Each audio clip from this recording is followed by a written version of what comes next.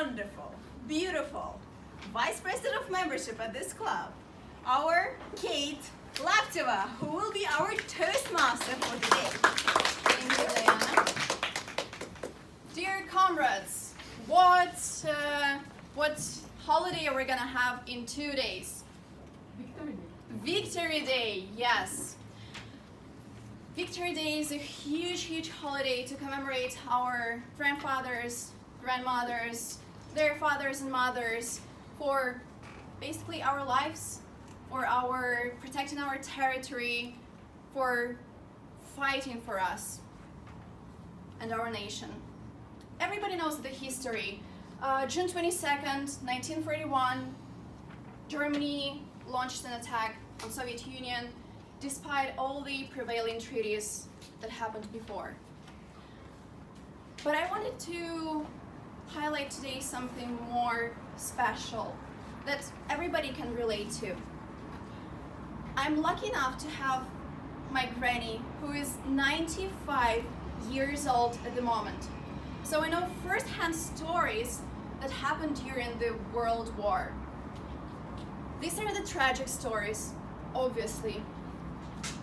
She just graduated from school. She passed her final exams to enter the university. Unexpressible joy, happiness, dreams, hopes, and then bam! Nothing. The war happened. She lost her brother. She lost her love. But despite all that, she had that cast iron personality, that inner strength, force, that she kept being a nurse, volunteering a nurse during the World War. And I am forever proud of her, and I guess everybody in this auditory can relate somehow, whether their grandparents, their ancestors, who you can be proud of.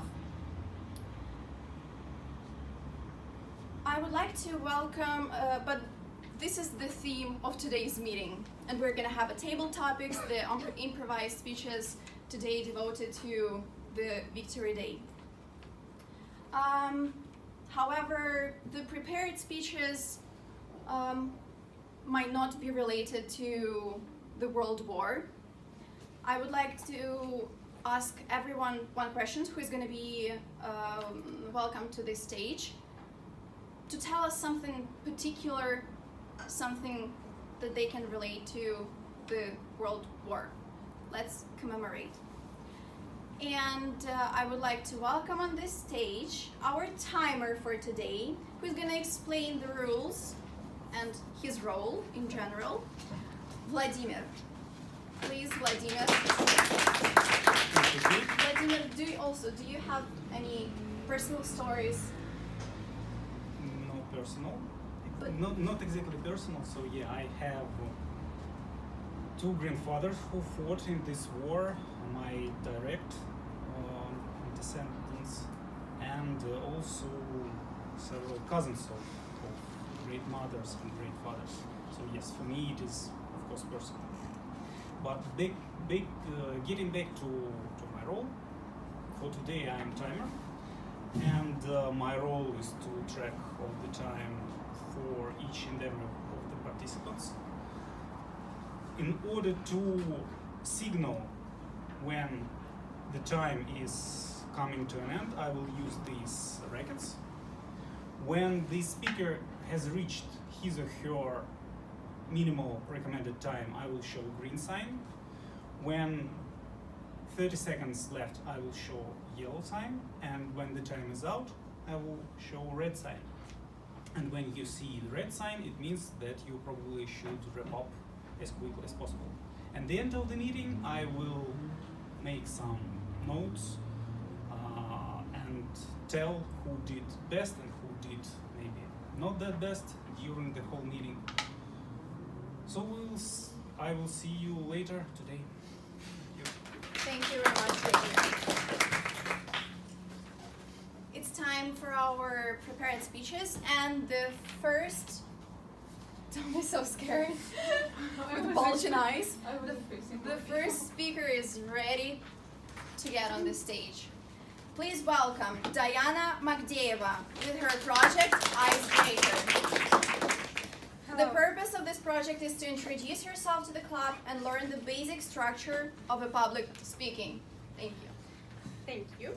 So, hello everyone. My name is Diana and I'm 16 years old. And when I was studying in the 4th or the 3rd grade, I don't actually remember, our class made some kind of a campaign which helped the people who were soldiering during the war.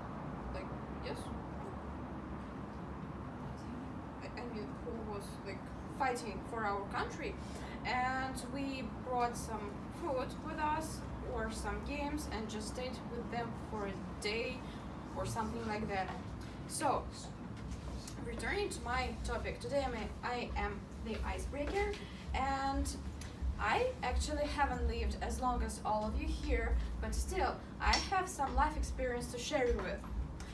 So all my life I thought that I'm not like gifted in math or physics or some kind of this science.